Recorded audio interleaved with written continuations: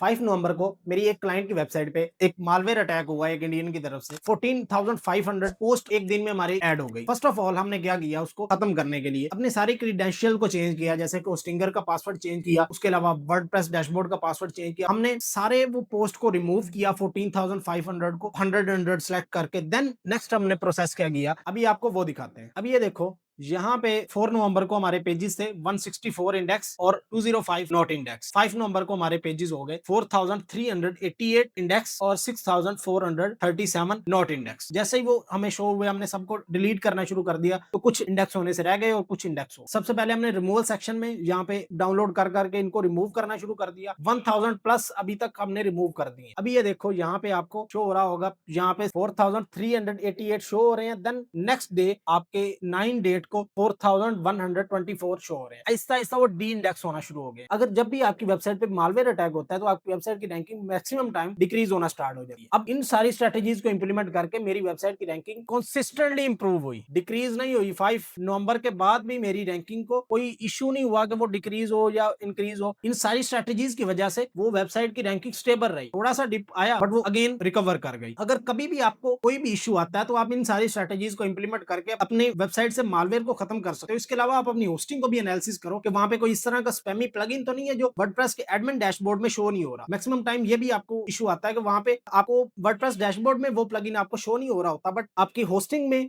वो plugin exist कर रहा होता है। तो वहां से भी आपको ये चीजें रिमूव करनी पड़ती है। इन सारी स्ट्रेटेजीज को इंप्लीमेंट करके अपनी वेबसाइट को सिक्योर कर सकते हो और अपने क्लाइंट का बिजनेस को कंसिस्टेंटली इंप्रूव कर सकते हो। अगर इस तरह की टिप्स चाहिए तो फहीम भट्टी एसईओ को मस्ट फॉलो कर लेना। और अगर ये वीडियो हेल्पफुल लगी हो तो वीडियो को लाइक, फॉलो और शेयर लाजमी करना उन फ्रेंड के साथ जो इस तरह की लेटेस्ट मैंडिक एसईओ की स्ट्रेटेजीज लर्न करना चाहते हैं।